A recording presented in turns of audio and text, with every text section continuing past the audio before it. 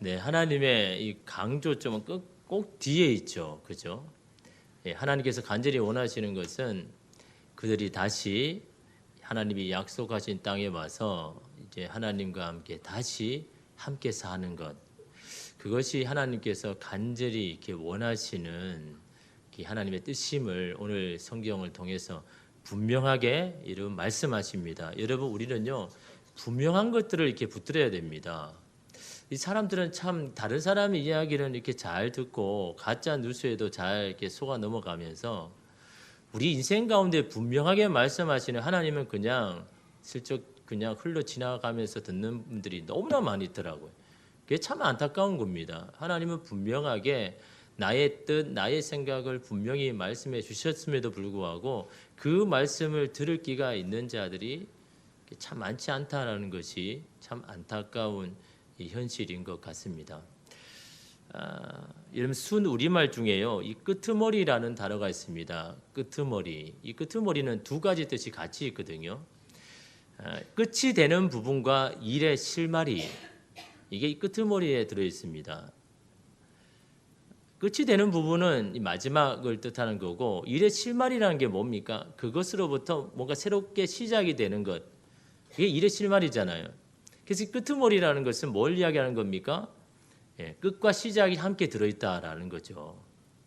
끝과 시작을 분리하거나 다르게 생각한 것이 아니라 하나로 보고 있다라는 것이죠. 여러분 놀라운 통찰력 아닙니까?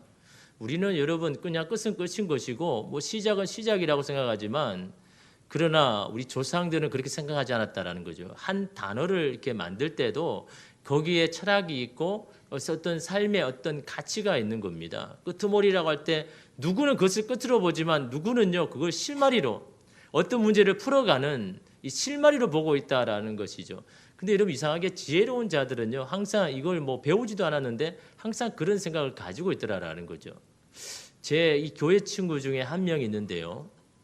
자기 그 아버지의 어떤 사업을 이었습니다. 이게 뭐냐니까 골재 사업입니다. 산에 있는 골재를 막 이렇게 파가지고 이렇게 파는 그런 일을 하는 친구입니다. 젊은 나이에 아버지 회사를 이어가지고 뭐 잘하는 것 같은데요. 한 번 물어보니까 그만뒀대요. 왜 그러니까 이 세금이 20억을 토해내야 돼가지고 도저히 안 돼가지고 그냥 이 파산 신고하고 그냥 20억. 야, 우리 뭐 20억이라 그러면 그죠? 우리 1, 2억에도 그냥 파산 신고하는데 사업하는 사람은 그냥 아예 그냥 세금 20억 내느니 그냥 일을 그냥 접겠다라고 이렇게 하는 겁니다. 그래서 몇 년간을 좀 쉬었거든요. 그래서 언제 한번 이렇게 만날 기회 있어가지고 야 도대체 요즘 뭐 하니 그러니까 뭘 한대요 또. 뭐 이게 옛날에 그 뭐냐 이 비디오를 빌려주고 책도 빌려주는 거 있잖아요. 그걸 어디서 하고 있는 겁니다. 몇 년 동안 그냥 가만히 있다가 또 하고 있는 겁니다. 또 몇 년을 지나가 또 물어보니까 또 그거 안 한대요. 놀고 있대요. 또 뭐 하냐 그러니까 또 뭔가 또 다른 일을 하고 있더라라는 거죠. 참 이게 여러분 이게 어떤 사람은 뭐 20억을 이렇게 부도를 맞으면 그냥 아무것도 안 하고 이제 더 이상 뭐 할 수 있는 게 없는데 이 친구는 계속 뭔가 새로운 것을 뭔가 생각을 한다라는 거죠. 뭐냐 합니까? 그게 마지막이 아니라는 겁니다. 내 인생의 이게 끝이 아니라는 거죠.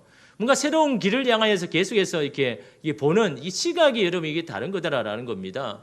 지금은 내가 지금 이래도 뭔가 내 인생에 다시 또 다른 뭔가 있다라고 항상 그걸 생각하니까 이게 끝으로 보지 않는다라는 거죠. 여러분 이런 지혜가 있는 자가 바로 여러분 절망 중에도 희망을 볼 수 있고 그것을 소망 삼아 다시 포기하지 않고 여러분 계속해서 달려가는 건 아닙니까? 여러분 우리의 삶과 죽음도 마찬가지죠. 죽음 또한 끝이 아닌 것이죠. 마지막이 아니지 않습니까? 죽음 또한 끄트머리인 거죠.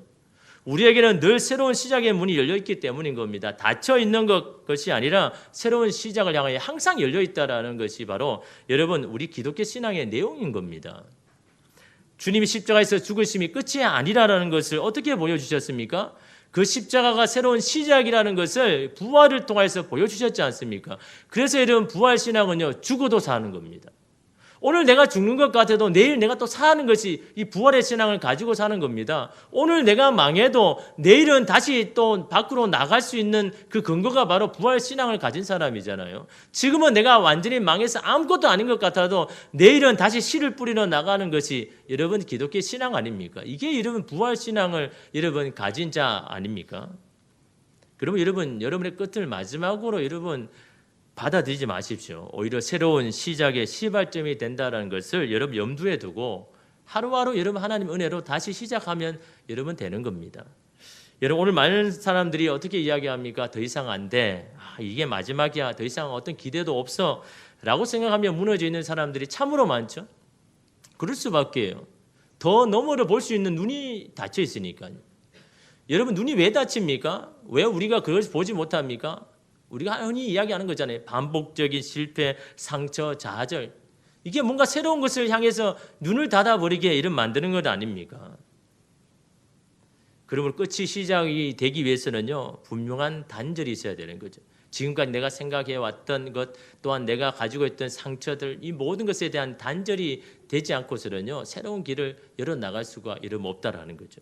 오늘 말씀도 이런 마찬가지입니다. 오늘 말씀에 보면요. 다윗 왕조의 끄트머리입니다. 마지막인 거죠. 여러분 1절 말씀에 보면요. 유다 왕 요시아의 아들 여호야김 넷째 해 곧 바벨론의 왕 느부갓네살 원년에 유다의 모든 백성에 관한 말씀이 예레미야에게 임하니라. 여러분 성경을 많이 읽어보신 분은요. 이 말씀만 딱 보면 뭔가 딱 캐치합니다. 왜 그러냐 하니까 여러분 사실은 유다 왕 요시아의 아들 여호야김 넷째 해 이것만 해도 여러분 괜찮습니다. 왜냐하면 여러분 이 말씀이 이스라엘 백성들을 대상으로 쓴 거 아닙니까?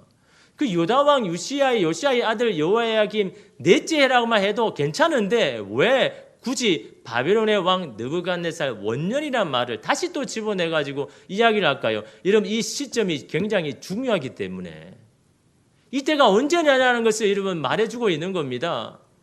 요약이 넷째 이제는 완전히 끄트머리 이제는 다윗 왕조의 마지막이지만 그러나 바벨론에게 있어서는 어떻습니까? 바벨론 시작인 겁니다. 바벨론 왕 느부갓네살 이 원년 이제 왕이 됐던 그 첫 해. 근데 여러분 바벨론의 이 첫 해 느부갓네살의 첫 왕이 되는 이 첫 시기 이후부터 유다는요 이 바벨론에게 순환의 역사가 시작이 되는 겁니다. 그거 지금 말해주고 있는 겁니다. 이스라엘은 이제 끄트머리에 왔지만 바벨론 또 시작하고 있다는 이 시점을 여러분 가지고 있는데 그런 하나님께서 말씀하는 게 뭡니까? 이스라엘이 끝이 아니다라는 거죠. 지금 마지막까지 왔지만 이게 끝이 아니라는 것을 계속해서 선지자를 통해서 계속해서 말씀을 하고 있는데 이스라엘 백성은 그게 끝이라고 자꾸 받아들이고 있는 겁니다. 이러면 더 놀라운 사실은요. 그러한 때 하나님이 더 바삐 움직인다는 거예요. 이스라엘 백성들은 이제 이 나라는 그냥 소망이 없다라고 생각해서 아무것도 하지 않으려고 하는데 하나님은 오히려 이때 더 많이 더 적극적으로 여러분 뭔가를 전하고 뜻을 전하고 움직이려 여러분 하고 있다라는 여러분 이 사실을 여러분 우리가 말씀을 읽을 때 봐야 된다라는 거죠. 왜 그렇습니까? 그들이 생각하는 마지막은 하나님에게는 시작이니까요. 이것을 여러분 깨닫는 것이 참 어렵죠. 우리 인생 가운데도. 나의 마지막은 하나님의 시작이라는 이거를 깨닫는 게 그렇게 어려운 겁니다. 여러분 사람들은 하나님께 도와달라고 부르짖는 것은 참 잘하죠. 근데 하나님이 왜 그렇게 하셨는지에 대한 고민을 하지 않으려고 한다는 겁니다. 이 사건을 통해서 하나님은 나에게 무엇을 원하시고 요구하시는 것에 대한 생각은 하지 않고 단지 지금 내 눈앞에 문제만 해결되기를 바라더라라는 거죠. 그러니까 여러분 날마다 반복되는 것 때문에 여러분 우리가 넘어지고 쓰러지는 거잖아요. 지금은 어떻게 잘 해결되어 가는데 나중에 되면 똑같이 여러분 똑같은 문제 때문에 또 여러분 그렇지 않습니까? 한 번쯤은 내 인생에 반복되는 일이 일어날 때는요. 모든 것들 생각들 다 내려놓고 하나님의 뜻이 어디에 있는가에 대해서 여러분 알기를 원해야 되고 시간을 들여서 여러분 하나님 시간을 내어가지고 우리 자신을 여러분 똑똑히 보아야 할 시간이 필요한 겁니다. 이러한 인간의 문제점을 스카펙은요. 그의 책 아직도 가야 할 길 그리고 저 너머에라는 책에서 이렇게 말합니다. 시간을 효율적으로 사용하라는 말을 자주 듣지만 효율적 사고를 위해서는 시간을 투자하지 않는다. 장거리 여행을 할 때 사람들은 당연히 지도를 챙기고 어느 도로를 선택해야 갈지 생각하는 데 출발하는데 인생에 걸친 정신적이고 영적인 여행에서는 왜 목적지에 가려 하는지 정말 가려는 것은 어디 있는지 어떻게 최선의 계획을 세우고 준비할 것인지 굳이 생각하려 들지 않는다라는 거죠. 더 중요한 게 여러분 우리의 인생의 길이잖아요. 영적인 인생의 길인데 아니 자신이 가고 싶은 멀리 여행 가는 거는 그렇게 철저히 준비하면서 어떻게 해야 되고 어디서 자야 되고 어느 곳에서 뭘 묶어야 되고 그렇게 철저히 하면서 내 인생에 가야 할 길, 내 인생의 목적지가 어디인지에 대한 데서는 도무지 시간을 사람들이 투자하지 않더라라는 겁니다. 이게 정말 더 중요한 문제인데도 불구하고 그렇게 시간을 여러분 하지 않더라라는 거죠. 그래서 여러분 그는 이렇게 말합니다. 올바른 사고를 하기 위해서는 시간이 필요하다.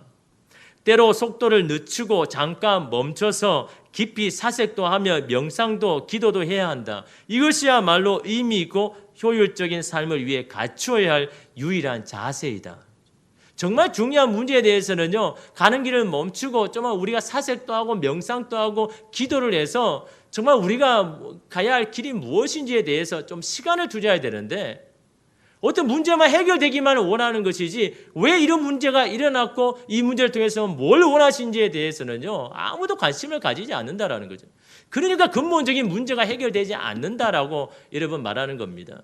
스카펙이 정신의학자잖아요. 굉장히 유명한 이런 미국의 정신의학자 아닙니까? 많은 사람들을 이렇게 상대해서 상담을 했는데 자신들이 지금 앞에 있는 그 문제만 자꾸 해결하고 하는데 왜 이 문제가 일어났고 이 문제에서 내가 뭘 바꿔야 되는지에 대해서는 관심을 안 가지더라라는 거죠.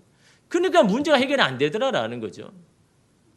여러분 우리 인생에 정말 중요한 문제라면요, 그 문제를 향한 하나님의 뜻을 알기 위해서 시간을 투자해야 되지 않습니까?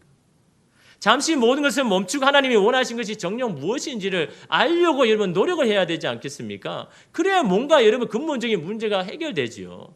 여러분 지금은 잠깐 문제만 해결되면 다 됩니까? 여러분 인생의 파도는 계속해서 오잖아요. 만약에 여러분 이것이 문제이면 또 다른 문제가 또 오는 것이 여러분 인생이잖아요. 여러분 하나님은 많은 선지자를 보내서 뭘 말씀하는 겁니까? 너희들이 지금 무엇이 잘못된 것을 보라라고 말하는 겁니다.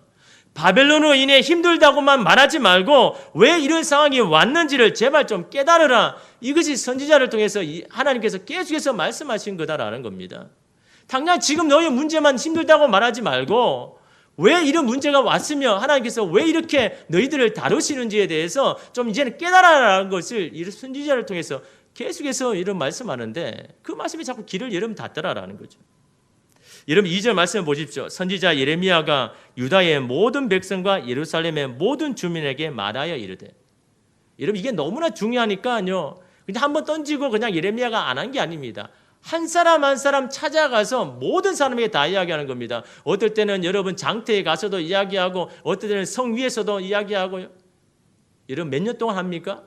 여러분 3절에 보면요, 유다 왕 아몬의 아들 요시야 왕 13째 해부터 오늘까지 23년 동안 여호와의 말씀이 내게 임하기로 내가 너희에게 꾸준히 일러서나 너희가 순종하지 아니하였다라고 이야기합니다. 23년 동안. 여러분 여기 요시야 왕 13째가 바로 하나님께 부르심을 받은 때입니다. 예레미야가요. 그때부터 시작해서 23년 동안 끊임없이 동일한 말씀을 계속해서 이야기를 하는데 도무지 그들이 듣지 않더라라는 거예요. 그래 이러면 얼마나 답답하겠습니까? 분명한 하나님의 뜻이 여기 있음에도 불구하고 아무리 목놓아 23년 동안 만나는 사람마다 다 이야기했는데 여러분 그것에 귀를 기울이 들을 생각조차 하지 않는 여러분 그것을 전하는 것이 얼마나 외로울까요? 분명한 하나님의 뜻이라고 해도 그들을 받아들이지 않는 자는요 들리지가 않는 겁니다. 지금의 현실을 수용하지 못하는 사람은요 들을 귀가 여러분 없는 겁니다. 이 하나님은 여러분 어떻게 합니까? 그냥 포기합니까? 예레미야뿐만 아니라요 모든 선지자를 동원해서 끊임없이 이스라엘 백성에 보였습니다. 여러분 4절 말씀 우리 함께 읽겠습니다. 그러므로 여호와께서 그의 모든 종 선지자를 너희에게 끊임없이 보내셨으나 너희가 순종하지 아니하였으며 귀를 기울여 듣지도 아니하였도다 라고 이야기합니다. 여러분 끊임없이요. 이 끊임없이가 뭡니까? 하나님의 열심을 말하는 겁니다. 어떤 대상을 포기하지 아니하고 꾸준히 끊임없이 말씀하셨다는 겁니다. 여러분 근데요 왜 하나님이 이토록 이스라엘에게 이렇게 집착을 하는 겁니까? 아니 이스라엘이 하나님께로 돌아섰다면 뭐 민족이 이스라엘 민족밖에 없습니까? 다른 민족도 있잖아요. 다른 민족을 부르셔가지고 사용하시면 되는데 왜 굳이 하나님이 싫다고 떠난 이 민족들을요 이 이스라엘 향해서 끝까지 돌아오기를 그렇게 여러분 끊임없이 하나님 선지자를 보내가지고 돌아오라고 왜 계속 이렇게 말씀하시는 걸까요? 우리 같으면 뭐 그냥 단칼에 끝내버리죠, 그죠? 아니 이렇게 내가 호의를 베풀고 다 해주고 사랑을 베풀었는데도 그 사랑 안 받아들이고 다 떠나려고 그러는데 이러면 그거 왜 하겠습니까? 그런데 여러분 하나님은요 우리의 그런 사랑을 사랑하지 않으니까요. 하나님의 사랑이 그렇다라는 겁니다. 하나님의 사랑은요, 뭔가 다른 걸로 대체할 수가 없다라는 겁니다. 하나님은 그렇게 말하는 겁니다. 너여야만 된다라는 겁니다. 내가 너를 부르고 너를 사랑하는데 다른 사람은 대체할 수 없다라는 겁니다. 너여야만 된다라는 겁니다. 그것이 여러분 이스라엘 백성에 향하여서 계속해서 하시는 이런 말씀 아닙니까? 여러분 1977년 8월이래요. 괌에서 이 대한항공기가 추락한 사건이 있지 않습니까? 여러분 그때 이 사고로 229명이 사망했고 25명이 부상을 입었습니다. 여러분 그 사고에서요 한 정치인 이 신기아라는 의원이 죽게 되는데 이 아들이 죽었다는 소식을 듣고 이 노모가요 가슴을 치고 통곡하면서 그 이후로 음식에 입을 대지 않았습니다. 아들아 내가 보고 싶다라는 그 말만 계속해서 이야기하는 겁니다. 이 노모는 죽은 아들을 생각하면서 그렇게 슬퍼하다가 50일 만에 죽게 됩니다. 근데 여러분 이 노모의 쓰라에는요 이 의원, 이 신의원만 있는 게 아닙니다. 다른 아들과 딸이 많았거든요. 또 이 아들과 딸이 낳은 손자들도 굉장히 많았습니다. 그런데도 불구하고 오로지 이 노모는요 이 아들만을 계속해서 부르는 겁니다. 왜요? 아니 다른 아들도 좀 보면서 다른 아들을 생각하면서 살면 되잖아요. 왜 이 아들만 계속해서 죽은 아들만 위해서 부르는 겁니까? 다른 자식으로는 대체할 수 없다라는 겁니다. 그것이 여러분 부모가 사랑하는 방법이잖아요. 여러분 자녀를 다른 사람으로 대체할 수 있습니까? 아니 다른 자녀도 많으니까 뭐 이 자녀 죽은 거 그냥 잊어버려라 하면 이러면 그게 되는 겁니까?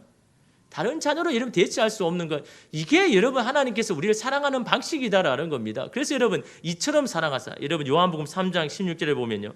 하나님의 세상을 이처럼 사랑하사 독생자를 주셨으니. 여러분 이 말씀이 띄우면요. 이처럼 사랑했다는 이 말씀에 여러분 우리 가슴이 뛰어야 되는 겁니다. 이처럼 사랑했다는. 다른 사람이 아니고 너여만 된다라는 이런 하나님의 놀라운 사랑을 여러분 보여주신 것 아닙니까? 죄에 빠져 우리를 그냥 포기해버리고 새롭게 누군가를 창조하면 되는데 수많은 선지자를 보내시고 여러분 마침내 예수 그리스도까지 보내셔가지고 십자가에 죽이시까지면서 내가 너희를 사랑한다는 것을 보여주기 위해서 이처럼 여러분 저와 여러분을 사랑하셨던 여러분을 포기하지 않는다라는 사랑을 여러분 보여주신 것 아닙니까? 이런 서울 강남구에 가면요 이 전봇대에 이 집 나간 개를 찾는 광고가 많이 이렇게 수월차게 붙어 있다고 합니다. 어떤 광고는요 개를 찾아주면 600만 원을 준답니다. 600만이면 여러분 새로운 개, 멋진 개 이러면 사면 되잖아요. 그죠? 뭐 100만 원만 돼도 족보 있는 개 이러면 사면 되는데 왜 굳이 이 사람은 이렇게 그 개를 찾으려고 합니까? 600만 원을 돈을 들여가지고요. 우리로서는 도무지 이해가 안 되죠. 개를 안 키우는 사람들은요. 도무지 이해가 안 되는 거죠. 아니 600만 원이면 지금 그 개보다 더 훨씬 더 멋진 개를 살 수 있는데 왜 굳이 그 개를 하려고 하느냐. 여러분 그게 여러분 사랑 아닙니까? 여러분 그 개를 대신할 다른 개는 없다라는 겁니다. 내 마음과 정성을 쏟은 그 개가 이어야만 된다라는 겁니다. 다른 개는 안 된다라는 것을 여러분 말하고 있지 않습니까? 하나님께서 우리를 향해서 이러면 그렇게 이런 말씀하는 겁니다. 선지자 통해서 이제는 다윗 왕국의 마지막에 있는 이스라엘 백성조차 이젠 더 이상 희망이 없고 여러분 더 이상 여러분 가능성이 보이지 않는 이스라엘 향해서도 끊임없이 이런 말하고 있지 않습니까? 여러분 이것은 이스라엘에게만 국한되는 것일까요? 저와 여러분에게도 이 시대도 동일하게 계속해서 주님의 그 사랑을 계속해서 말씀하잖아요. 그럼에도 불구하고 여러분 그 말씀에 귀를 기울이지 않는 이렇게 많은 사람을 향해 하나님 얼마나 안타까이 여기실까? 왜 그들이 여러분 그 말씀에 순종하지 않습니까? 3절과 4절에 보면요. 순종하지 않았다라고 이야기합니다. 동일하게 순종하지 않았다라고 이야기합니다. 여러분 이 영어로 순종이라는 이 단어가 오베디언이거든요. 근데 여러분 이것은요 어디서 나오냐니까 이 듣다라는 라틴어 이 아우디레라는 것이 나옵니다. 이 듣다에서 순종이 나왔습니다. 그래서 여러분 이 아우디레에서 뭐가 됩니까? 오디오가 나오거든요. 그 순종은 여러분 듣는 것에서 시작이 된다라는 겁니다. 그들이 하나님 말씀을 안 들으니까 이 순종이 안 되더라라는 겁니다. 완고해진 마음이 하나님의 말씀을 듣기를 여러분 거부하더라라는 겁니다. 말씀이 들려야 신경에 변화가 생기고 삶에 뭔가 결단을 하고 뭔가를 할 텐데 이러면 이게 안 들리니까요. 이게 문제가 아닙니까? 그래서 여러분 예레미야가 어떻게 합니까? 구체적인 방법을 여러분 제시합니다. 5절 말씀 우리가 함께 읽겠습니다. 그가 이르기를 너희는 각자의 악한 길과 악행을 버리고 돌아오라. 그리하면 나 여호와가 너희와 너희 조상들에게 영원부터 영원까지 준 그 땅에서 살리라 라고 이야기합니다. 이 돌아오라. 돌아와야 되는데 이 돌아왔다라는 의미는요, 이 벗어났다는 것을 전제하는 거잖아요. 그죠? 하나님의 뜻, 하나님의 생각에서 너희들이 벗어났으니 이제 돌아오라라고 이렇게 말씀을 하고 있는 거죠. 근데 이런 중요한 게 뭡니까? 이 벗어난 것을 알아야 돌아오는데 이 벗어난지를 모르더라는 거죠. 이게 이런 문제라는 거죠. 이스라엘 백성들의 문제가 뭡니까? 야, 너희들이 이렇게 벗어났는데 라고 말하는데 우리 언제 벗어났습니까? 벗어난지 모르는 겁니다. 자신의 현 주소를 모르더라는 거죠. 그러니까 여러분 하나님 앞에 돌아오지는 못하는 겁니다. 여러분 우리는 우리 자신을 잘 안다고 하지만요, 가장 자신을 모르는 게 우리 자신이잖아요. 여러분 나는 아무 문제 없다라고 여러분 생각되어도 나를 지켜보는 사람이 여러분 정말 그렇게 생각할까요? 여러분 다른 사람의 눈이요 더 객관적입니다. 여러분이 보는 눈보다. 여러분이 여러분 자신을 보는 눈보다는요, 여러분 다른 사람이 여러분을 보는 눈이요 더 객관적이라는 것을 여러분 인정해야 되는 겁니다. 왜 그럴까요? 여러분 우리는 우리 자신의 그 마음으로 보잖아요. 나의 바람이 있고 나의 소원이 있고 나의 애정이 있잖아요. 그런 마음을 가지고 여러분 자신을 보니까 여러분 객관적으로 보입니까? 안 보이는 겁니다. 나는 괜찮은 것 같고 나는 문제가 없다고 여러분 다 생각이 되는 거죠. 어떤 분은 그럽니다. 자녀들의 모습을 보면서 그렇게 말합니다. 도대체 쟤들은 누구를 닮아서? 나는 안 그런데. 제 이야기입니다. 아니 우리 아들을 보면요, 저는 안 그러는데 왜 저렇게 할까라고 할 때가 많은 거죠. 여러분 뭐 누구를 닮았습니까? 자기 아버지 안 닮으면 여러분 누가 자녀들이 여러분 닮겠습니까? 근데 자기 자신을 모르더라라는 거죠. 나는 그렇게 아니라고 생각하는데 여러분 정말 그럴까요? 어찌 이렇게 자기 자신을 여러분 모를까요? 그래서 하나님께서 여러분 우리 자신을 잘 할 수 있는 방법을 주셨잖아요. 그게 뭡니까? 우리가 지금 어떤 위치에 있고 어떤 길로 가는지 그것을 너무나 잘 알게 하기 위해서 주신 것이 뭡니까? 말씀이잖아요. 말씀 외에 여러분 우리 자신을 들여볼 수 있는 게 없습니다. 그래서 여러분 시편의 119편의 105절에 이렇게 말하잖아요. 주의 말씀은 내 발의 등이요 내 길의 빛이니이다. 이게 이름 그냥 해놓은 말이 아닙니다. 말씀은 네 발의 등이다. 발에 등이 있어야 내가 어느 길로 가는지 지금 확인할 거 아닙니까? 너가 가는 길에 빛을 비추어주는, 그래서 내가 지금 잘 가고 있는지를 여러분 알 수 있는 게 이 말씀 아닙니까? 주의 말씀이 내 발의 등이고 내 길의 빛이라는 거는요, 주님의 말씀만이 있어야 내가 내 위치를 확인하더라라는 겁니다. 내가 지금 어디에 있고 내가 뭘 하고 있는지를 주의 말씀 외에는 알 방법이 없다라는 것을 이런 말하고 있지 않습니까? 이러면 어떤 분은요, 묵상하러 하니까 그 말씀의 이 내용만을 파악하는 분이 있습니다. 그런 내용이었구나. 뭔가 새로운 것을 여러분 깨닫는 것만 하고 만족 그냥 끝내는 사람이 있습니다. 아닙니다, 여러분. 거기에 더 나아가야죠. 새로운 것을 그냥 깨닫게 하기 위해서 말씀을 주신 겁니까? 아니죠. 그 깨달은 것을 가지고 내 삶에 계속 적용해 봐야죠. 나도 그런 모습이 있는지. 나도 지금 그렇게 하고 있는지. 그거 안 내면요, 여러분의 말씀이 안 되는 겁니다. 그냥 다른 사람이 그냥 말이 되는 거죠. 그 말씀을 읽으면서 나도 똑같이 이렇게 하고 있지 않는가? 나도 똑같은 이런 마음을 가지고 있지 않는가를요, 날마다 내 상황에 비춰서 적용을 해야 그 말씀이 나의 말씀이 되고 여러분 내 삶이 변할 수 있는 여러분 시작점이 여러분 되는데, 그냥 여러분 그 말씀을 읽고 그냥 이런 내용이구나, 이런 뜻이구나, 거기서 끝나버리니까 여러분 말씀이 여러분 능력도 없고 변화도 여러분 없는 거죠. 그 말씀을 통해서 여러분 하나님은요, 여러분의 길을 비추기를 원하는 겁니다. 여러분 자신을 보게 하고 내가 지금 어떤 상황인지를 알게 하기 위해서 이런 말씀을 네 상황 가운데 계속해서 이런 비춰보라는 겁니다. 그래서 여러분 우리가 말씀의 조명을 받아야 되는 거죠. 이런 말씀도 계속 통독 읽어야 되지만요, 묵상해야 되는 이유가 뭡니까? 그 말씀을 계속 여러분의 상황에 비춰봐야 되는 겁니다. 혹시나 이런 동일한 말씀인 모습이 있으면요, 그걸 가지고 주님 앞에 나아가서 기도해야 되지 않겠습니까? 하나님 여전히 나에게도 이런 모습이 있습니다. 여기서 벗어나기를 원합니다. 자교하기를 원합니다. 새로워지기를 원합니다.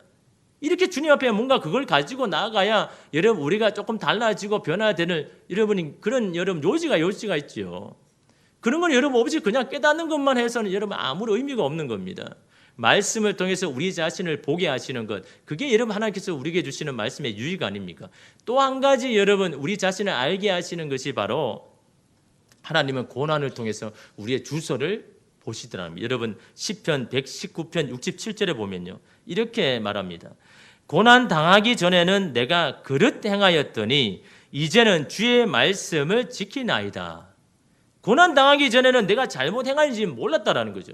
근데 그 고난을 통해서 지켜보니까 내가 이 고난을 당하기 전에 내가 내 마음대로 막 살았구나. 하나님과 상관없이 내가 살았구나라는 것을 고난을 당한 이후에 보니까 내가 알게 되더라는 겁니다. 그래서 그 고난을 통해서 내가 잘못한 것을 보니까 이제는 내가 주의 말씀대로 살기를 결정하고 그렇게 살아가도록 되게 되었다라는 것을 여러분 말하고 있지 않습니까? 이제는입니다. 이제는 어느 때입니까? 고난을 당해보니까. 그 고난 가운데 가보이니까 이전에 내가 어떻게 했는지를 여러분 내가 정말 알게 되더라라는 겁니다. 그래서 여러분 새로운 길로 나아가려고 시도를 하고 이런 말씀대로 살려고 여러분 나아가려고 하는 거야. 이게 여러분 우리의 끝이 하나님의 시작이 된 이유가 그거 아닙니까? 말씀을 통해서 우리의 것을 보아야 되는 거죠. 우리가 그 모습을 깨달아야 새로운 길이 열리는 겁니다. 내가 이렇게 다시 살아가야 되겠다. 내가 다시 말씀 가운데 도전을 받고 내가 이렇게 살기를 내가 결단해야 되겠다. 그럴 때 여러분 우리가 새로운 길이 여러분 열리지 않습니까? 하나님께서 이스라엘 백성에도 마찬가지입니다. 이스라엘 백성에 여러분 든 이 바벨론 고난이라는 이 방망이도 마찬가지지 않습니까? 그 고난을 통해서 어디서부터 잘못되었는지를 알기를 원하시지 않습니까? 그것을 알아야 여러분 돌아오더라라는 겁니다. 이러면 어디서 돌아오라고 이야기합니까? 4절에 5절에 보면요. 각자의 악한 길과 악행에서라고 합니다. 여러분 악한 길은 뭘 이야기하는 겁니까? 방향을 말하는 거고 악행은 뭡니까? 태도를 말하는 겁니다. 잘못된 방향과 잘못된 태도에서 돌아서야 된다라고 말하는데 여러분 한 가지 더 말하죠. 뭐 하면서 돌아서라 합니까? 버리고. 이 버리고가 여러분 오늘 말씀의 핵심인 겁니다. 버리고 돌아서야 되는 거예요. 그냥 여러분 내 가는 길을 그냥 되돌려가지고 하면 안 되는 겁니다. 그러니까 맨날 다시 또 돌아가는 겁니다. 버리고 돌아가야 되는 겁니다.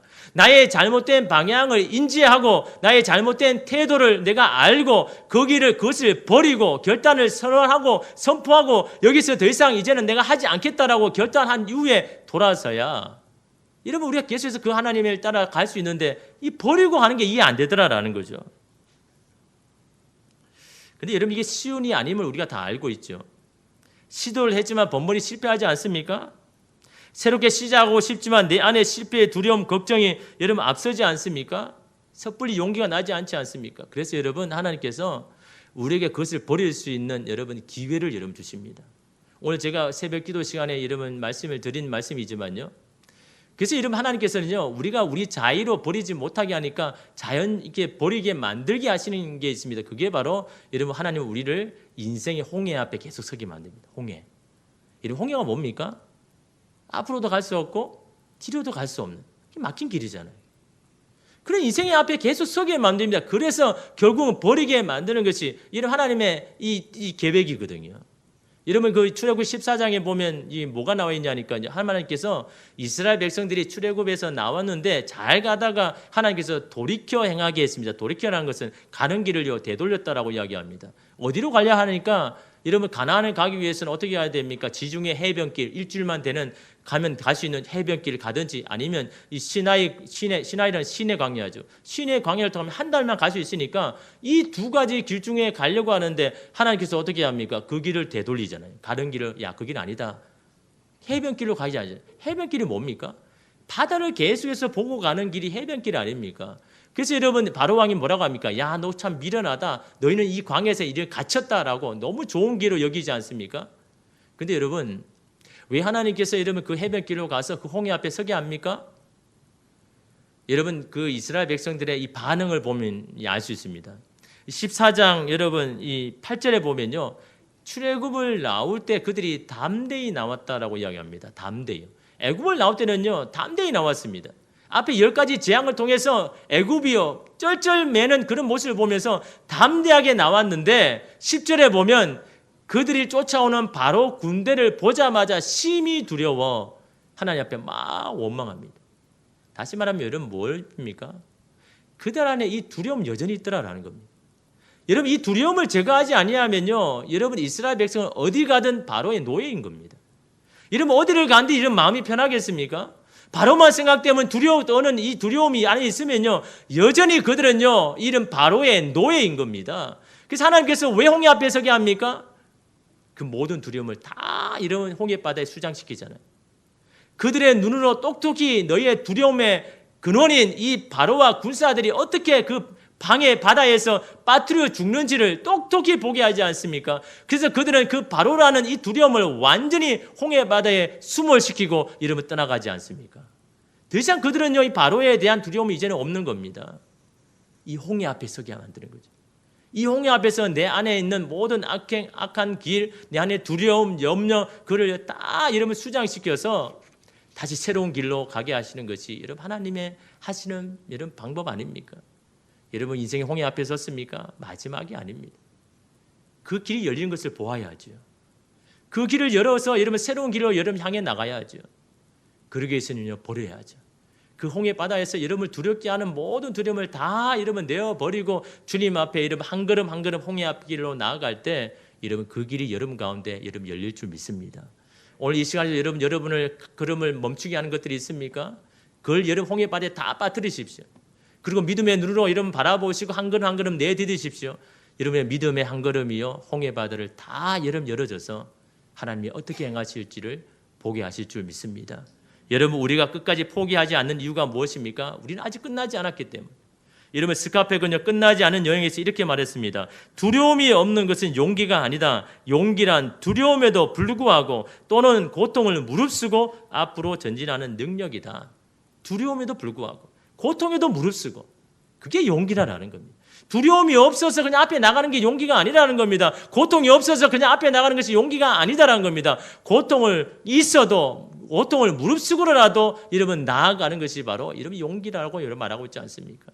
주님을 바라보고 여러분 나아가는 길 왜 어려움이 없겠습니까? 왜 고통이 없겠습니까? 그럼에도 불구하고 나아가는 것이 그게 믿음 아닙니까? 주님을 향해도 고통에도 불구하고 주님을 향해서 나아가는 그런 여러분 담대함이 오늘 저와 여러분 가운데 있기를 간절히 소망합니다. 우리는 아직 끝나지 않았고 우리를 향한 하나님의 계획은 아직 진행형이기 때문입니다. 왜냐하면 주님이 여전히 우리를 포기하지 않았기 때문에. 그리고 우리도 주님을 여러분 포기할 수 없지 않습니까? 그 주님을 여러분 다시 붙잡고 여러분 인생의 홍해길 믿음으로 건너십시오. 주님께서 여러분의 마지막을 새로운 길로 열어주시고 새로운 역사를 베풀어 주실 줄 믿습니다. 기도하겠습니다.